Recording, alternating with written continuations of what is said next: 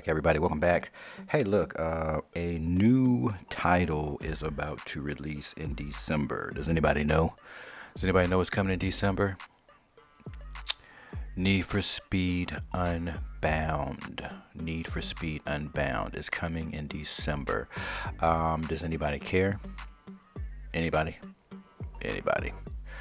So we've got this clip. It's their trailer. It's very interesting.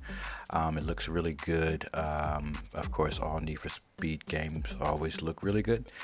They have this habit of doing that. But in that same habit, they have the habit of not making a good, fun game to play. So I'm going to try to share my thoughts and ideas on this wonderful game that will be dropping in December for either $69 or $59.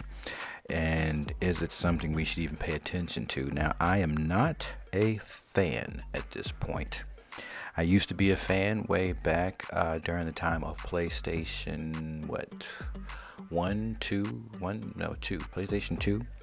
I was a fan because I used to play the titles such as, what was it? Need for Speed, Hot Pursuit. I was definitely a big fan of driving the exotic cars and being chased by the police. That was always the funnest aspect of that game. And of course, you played with a controller, so it was an arcade hit that I will never forget. Those are the things that made me fans of Need for Speed. I love the spike strips. I love the fact that they would chase you. The helicopters would call for backup, and you had to get away. That was like the best thing about Need for Speed titles. They got to a point where they had a title where it was more sanctioned events, and that was pretty cool for a Need for Speed title. It's still a cool game now. It's just so far out of date, obviously. But they had this last game, and in my opinion, it looked great. The thought was there.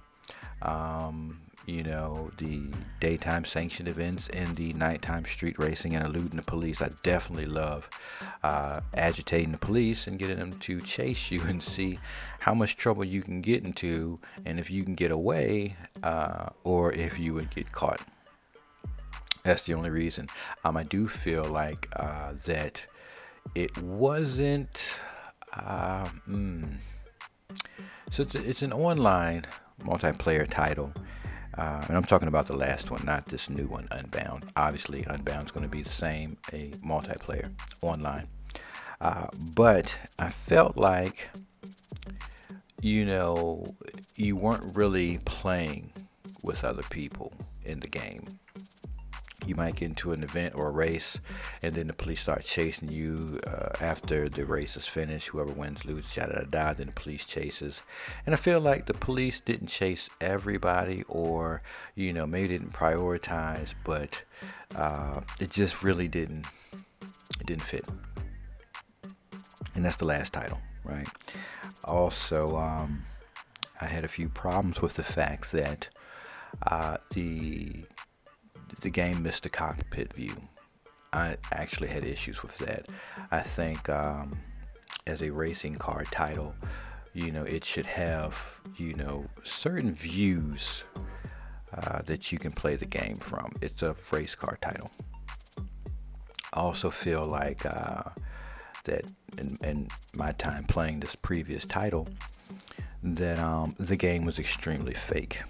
And maybe it's because it's modeled for controller players, but I look at games like Forza Horizon, their series, and even though they know that the majority of their players play with a controller, they still have it geared for people to play with their wheels. Now, you have several types of wheels out there, but the most common are steering wheel setups that have force feedback. And there's a reason why people play their race car games with a wheel with force feedback. If you've never played a racing title with a wheel and force feedback, it'll make no sense to you. You'll just be confused. So if you're used to playing with a controller, You might have a shake in the controller every now and then, a little buzz feedback return, like when you hit a strip or you hit a bump, right? That's all you'll ever know about. When you have a steering wheel setup, force feedback it's detrimental. It's detrimental. You play some titles, a lot of titles out there now that use force feedback settings with the steering wheel. When you lose traction, you feel it in the steering wheel, as in like you don't have steering or control until you get traction again, and then that's when you'll feel the grip come back and you'll feel it in your steering. So that's a lot of the things that people look forward to when playing race car games because, force feedback. Now, if you got force feedback where you just feel some vibration or a little pull or tug from running across a speed bump or something, that's really like you're starting at the basics. So the Need for Speed title has not really had a real force feedback system that makes any sense. And it's played strictly like an arcade made for a controller. So a lot of players use a steering wheel setup, and so this game is a turnoff because it just doesn't seem to connect. There's no connection there, so it just feels really fake. I know it's not going to be a simulation game. I know it gets technical when you start getting into that realm. Obviously, a lot of people that are making those games are still fighting with that, trying to get the best feel for those sim games through force feedback, and it takes a lot of playing around with, obviously, because the updates still come in a lot of the famous titles that we're used to.